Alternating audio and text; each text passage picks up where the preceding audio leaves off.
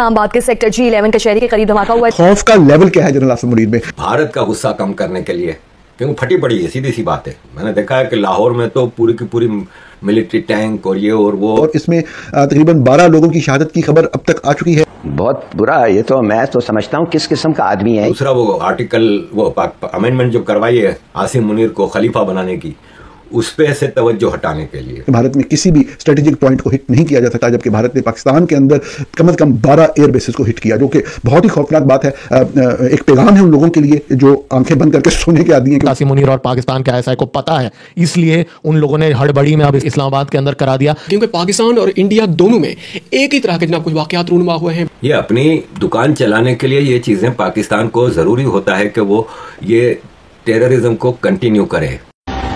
ताकतवरों के सामने पतलूने छोड़ के भागने वालों ने आज अपने नेते भाइयों पे गोलियां। इनको काटने को आते हैं। वही वाली बात कि आप जब सांप पालते हैं तो वो जरूरी नहीं कि आपके दुश्मन के बच्चों को काटे, वो आपके बच्चों को भी काटता है। उससे मेरा सर शर्म से झुक गया है। लिटरली मुझे लग रहा है कि मुझे पाकिस्तानी होने के नाते, आसिम मुनीर के आने के बाद पहलगाम होता है, अब ये दिल्ली होता है। फौज के साथ इख्तलाफ ही ये है कि वो इसने दहशतगर्द पैदा किए हैं। मैं क्या बोलूं, मैं इनकी तो फटने वाली है। कि सैटरडे नाइट को पाकिस्तान में भी हमला हो चुका है। हाँ, लाल किले के बाद, रेड फोर्ट अटैक के बाद पाकिस्तान में भी इस्लामाबाद के एयरपोर्ट के पास गाड़ी उड़ गई है। कहा जा रहा 12 से 13 लोग मारे गए और यहाँ तक कि वहाँ के कॉलेज को में बच्चों को किडनैप कर लिया है।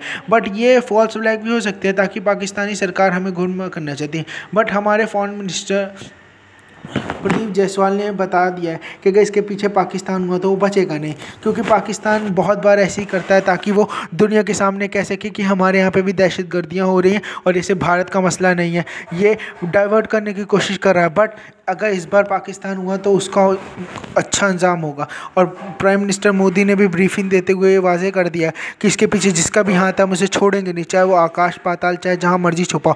तो आप अपने कॉमेंट से। पाकिस्तान इस वक्त जिस हिसाब से चीजों में फंसा हुआ है, पाकिस्तान को तो करना था ये सब। अजीज दोस्तों, पाकिस्तान के इस्लामाबाद में धमाका होता है, कचहरी कोर्ट के सामने धमाका होता है, 12 लोग मर जाते हैं, जख्मी होते हैं। मसला ये है कि पाकिस्तान में ये जो धमाका होता है ये क्यों कराया गया? इसलिए कि एक तो दुनिया को दिखाया जा सके कि देखें हम भी विक्टिम ऑफ टेररिज्म हैं, और भारत का गुस्सा कम करने के लिए, क्योंकि फटी पड़ी है, सीधी सी बात है। मैंने देखा है कि लाहौर में तो पूरी की पूरी मिलिट्री टैंक और ये और वो, और बॉर्डर पे फौज चौकस कर दी गई है, ये वो। अभी तो इनका, मैं क्या बोलूँ, मैं इनकी तो फटने वाली है सही से। तो एक तो ये था। दूसरा वो आर्टिकल, वो अमेंडमेंट जो करवाई है आसिम मुनीर को खलीफा बनाने की, उस पे से तवज्जो हटाने के लिए। इसी तरह परसों वाना, वजीरिस्तान के वाना कैडेट कॉलेज में धमाका होता है। एक गाड़ी जाके टकरा जाती है इधर गेट से, कुछ लोग मर जाते हैं। फिर कल से उस पे ये कह रहे हैं कि TTP के टेररिस्टों ने कब्जा किया है। सेम मोडस ऑपरेंडी नजर आता है जो आर्मी पब्लिक स्कूल में हुआ था, कि आर्मी पब्लिक स्कूल में भी इसी तरह हमला हुआ था। सेम मोडस ऑपरेंडी, और आर्मी पब्लिक स्कूल के लिए TTP के स्पोक्स पर्सन एहसान ने कहा था कि ISI के कहने पे हमने वो करवाया था। वो आर्मी पब्लिक स्कूल, नाम आर्मी पब्लिक स्कूल है, उसमें आर्मी से ज़्यादा प्राइवेट बच्चे ज़्यादा थे, ये भी मैं बता दूं। और जो बाकी बच्चे थे वो आर्मी के जूनियर स्टाफ के थे, जनरलों के बच्चे नहीं थे उसमें। तो ये है कि वो आर्मी पब्लिक स्कूल जैसा हुआ है। और कल शाम तक तो अभी तक जंग चल रही थी। उसमें मज़े की बात यह है कि पाकिस्तान के जो DG ISPR और जो स्पोक्स पर्सन हैं आर्मी के, वो कह रहे हैं अंदर से अफगानों ने कब्जा किया है। अरे भाई, आपको कैसे पता चला? अभी तो अंदर है ना, वो अंदर से वो लड़ रहे हैं, आपको कैसे पता चला कि वो अफगान है? पश्तो बोल रहे हैं इसलिए शायद। तो पश्तो तो आपका पाकिस्तान के पश्तून नहीं बोलता क्या? तो पूरा अफगानिस्तान और इंडिया पे डालने के लिए ये आर्मी कैडेट स्कूल का भी, वो वाना कैडेट कॉलेज का भी ड्रामा चल रहा है। और उसमें मतलब स्टूडेंट्स को फौज जान पे खेल के बचा रही है। एक फौजी नहीं मरा उस कैडेट कॉलेज में, एक फौजी नहीं मरा, जान पे खेल के बचा रही है।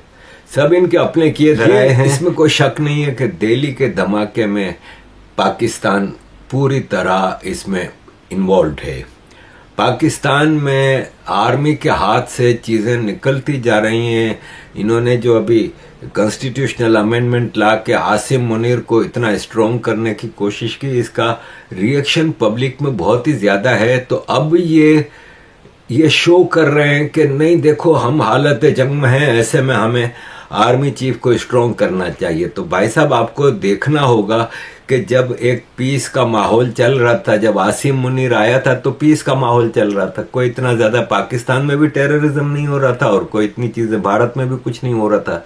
ये आसिम मुनीर के आने के बाद पहलगाम होता है, अब ये दिल्ली होता है, पाकिस्तान में टीटीपी की कार्रवाइयां बढ़ती हैं। ये क्या है? ये अपनी दुकान चलाने के लिए ये चीजें पाकिस्तान को जरूरी होता है कि वो ये टेररिज्म को कंटिन्यू करे। खौफ का लेवल क्या है जनरल आसिम मुनीर में? हम गुफ्तगू आगाज इस्लामाबाद में हुए बम धमाके से करेंगे। आप सब लोग जानते हैं इस्लामाबाद में डिस्ट्रिक्ट कोर्ट्स के बाहर एक धमाका हुआ दोपहर के वक्त और इसमें तकरीबन 12 लोगों की शहादत की खबर अब तक आ चुकी है। उसमें वकला भी शामिल हैं, पुलिस वाले भी शामिल हैं, आम शहरी भी उसके अंदर शामिल हैं। बहुत से लोग जख्मी भी हुए इस अफसोसनाक वाक़े में, अफसोसनाक सहने में। और इसका जो सबसे अहम पहलू था वो ये था कि 24 घंटे से भी कम वक्त पहले भारतीय दारुल हुकूमत में बहुत ही अहम जगह लाल किला के बाहर एक बम धमाका हुआ, एक कार बम धमाका हुआ। उसमें भी तकरीबन इतने ही लोग मारे गए। इस बारे में शायद तहकीकात तो दोनों हवालों से होंगी। और मैंने कल जब भारत में हुए बम धमाके का जिक्र किया था तो बड़े वादे अंदाज में कहा था कि जब तक तहकीकात ना हो तो कोई बात नहीं की जानी चाहिए। जो आज पाकिस्तान में हमला हुआ, इस हवाले से भी मैं बिल्कुल वही बात दोहराऊंगा कि जब तक तहकीकात मुकम्मल ना हो किसी के ऊपर भी इल्ज़ाम नहीं लगाना चाहिए।